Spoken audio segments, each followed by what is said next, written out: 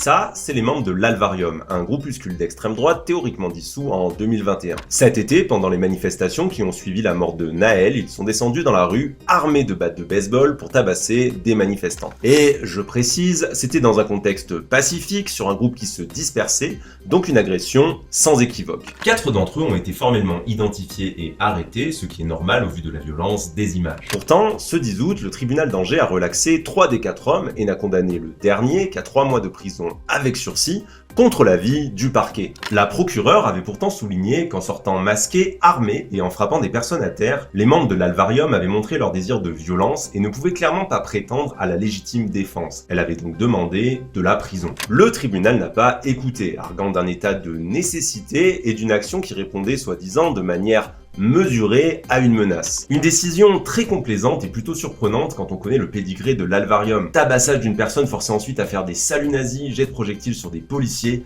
coups et blessures sur des intermittents en grève. Autant dire que la décision du tribunal offre une impunité aux membres d'un mouvement multirécidiviste aussi raciste que violent. Pire, elle constitue un précédent inquiétant qui laisse à craindre que tous les groupuscules se sentent bientôt autorisés à former des milices et à se substituer à la loi.